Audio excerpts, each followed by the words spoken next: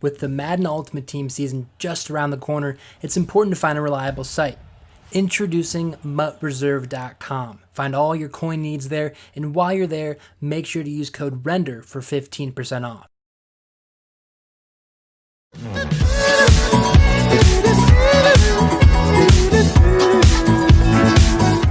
What's up, guys? Render back again with another Madden simulation, and we are once again looking at Leonard Fournette's situation. Where is he going to end up? Is he going to be with the Chicago Bears, which I've made a video on? Go ahead and check that out. Is it going to be the Tampa Bay Buccaneers, which is the one that I am creating right now? And I want to see what happens when he signs with the Tampa Bay Buccaneers. Not only is he joining a team that has an amazing coach in Bruce Arians, he's joining the likes of Tom Brady, Mike Evans, Chris Godwin. This team's going to be insane. And adding Leonard Fournette to the twist, and the whole addition to it, it's going to be interesting to see what he does.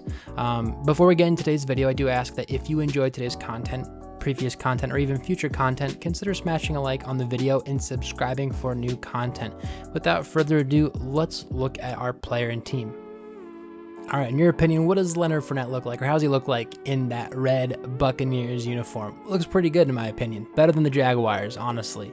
But Fournette, 6 feet tall, 228 pounds, soaking wet, 25 years old, from the LSU.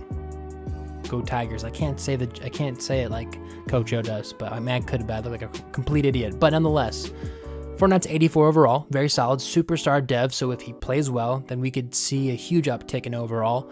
Looking at abilities or looking at attributes, 92 speed, very solid, 84 agility, 85 stiff arm, 97 carry, so he's not going to fumble very often. Change of direction's a bit low, but everything looks really solid, right? This is the issue that we are facing with not only franchise, but just in real life as well. This is a very, very loaded backfield. We have Ronald Jones, who I don't think he deserves to be an 80 overall. In my opinion, he's not a good running back at all, but he's an 80. You have Shady McCoy, who's a 76 overall, and you have Keyshawn Vaughn, who is very promising. Honestly, he really is. A lot of people think that Keyshawn Vaughn would potentially take over the backfield at some point this season. Now, what does this mean for Leonard Fournette? There's a couple different options. Do I get rid of a couple of these players? Do I turn them into punters? Do I turn them into something else and get rid of them? I'm going to say partially yes and no. I'm going to get rid of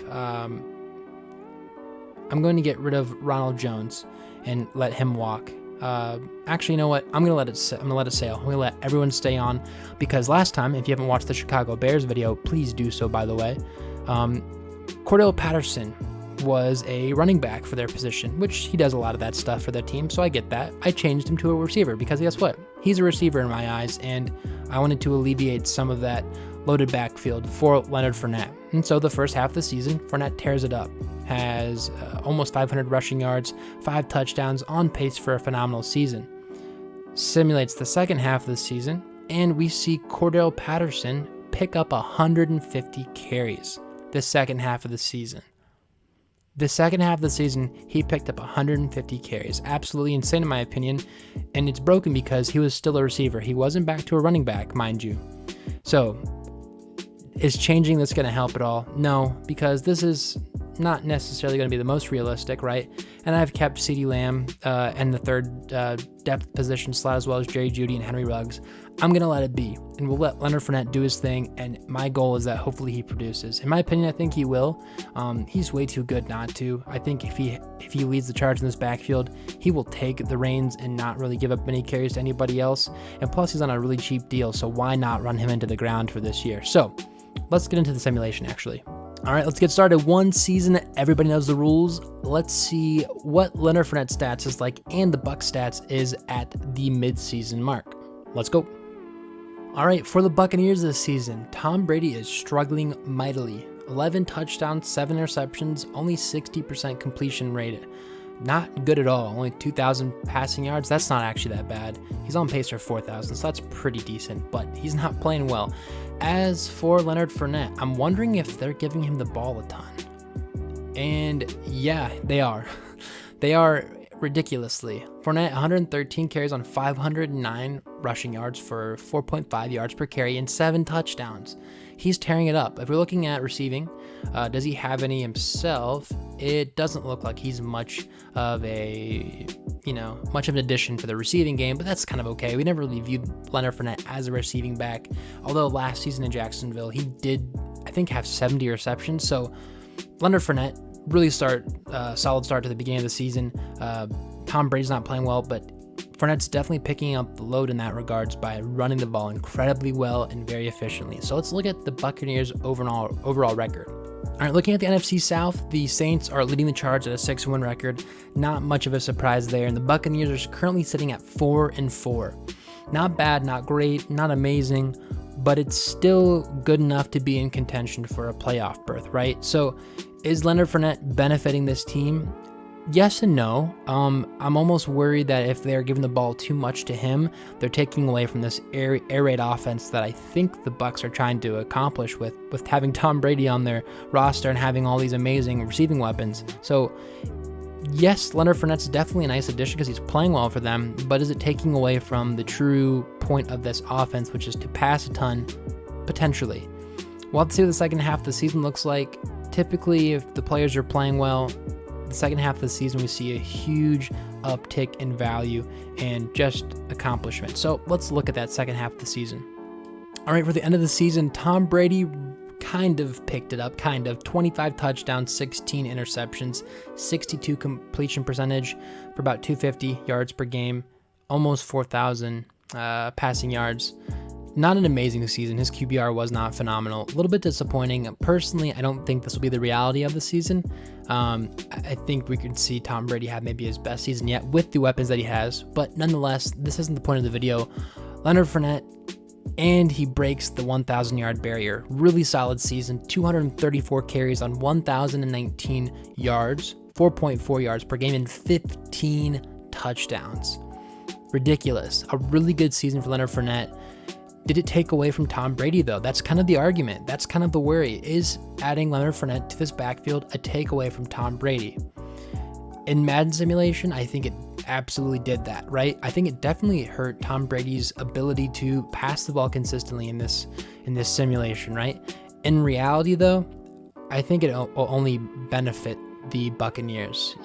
By having Leonard Fournette in the backfield, you can't stack the box. Well, you need to stack the box, but if you stack the box, then Tom Brady will burn you with Chris Godwin and Mike Evans and Cameron Brate and OJ Howard. This would be a really good real life acquisition. Is it great in Ultimate Team? Sorry, not Ultimate Team, franchise mode? For Leonard Fournette, yeah, he balled out. But for everybody else, let's look at the team record to see if it actually holds up. All right, for the Buccaneers, they pushed it together some way, shape, or form. They were able to clinch the playoffs with a 9-7 record. Very impressive for them. This was a tough division, and this, I think, in addition to the Bears division, is arguably one of the toughest that we see. The Saints, Falcons, Buccaneers, I think they're all very playoff viable teams. The Panthers, not as much. Christian McCaffrey always makes it interesting, and Teddy Bridgewater's not horrible. He's a game manager, if you will. But nonetheless, this was a pretty solid season for the Buccaneers. Is it about what I'm expecting? I'm expecting about a 9-7 or 10-6 record.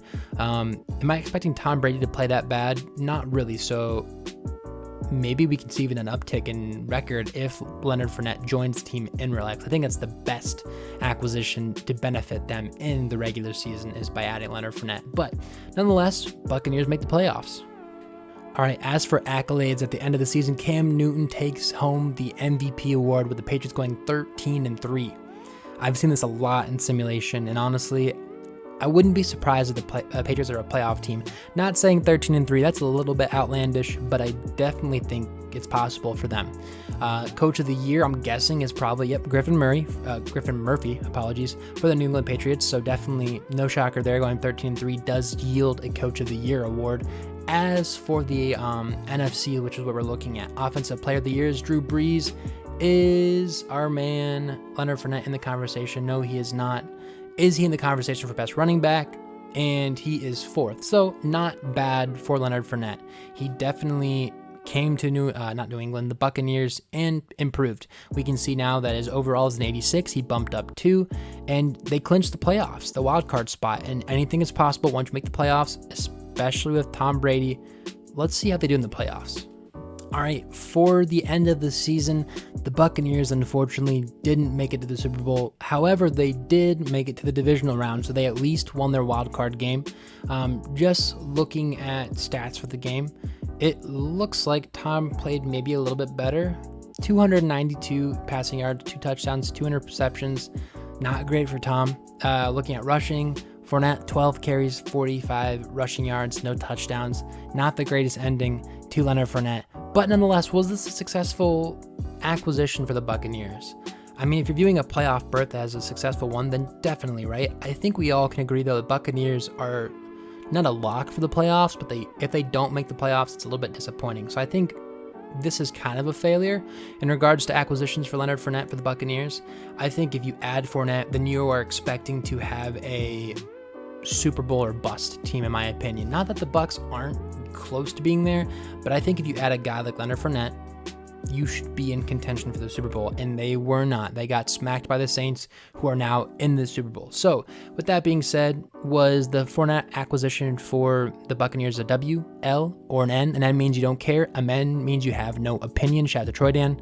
But I would give it an N. I don't really care. I think it'd be awesome to see one to Tom Brady and the Bucs, but I don't think it was a great acquisition for them in simulation. In real life, I think it's a great idea. All right, that's all I have for today's video. Thank you all so much for watching. Again, if you enjoyed today's content, consider subscribing and smashing the like button. I will see you all in the next video. Take care, guys.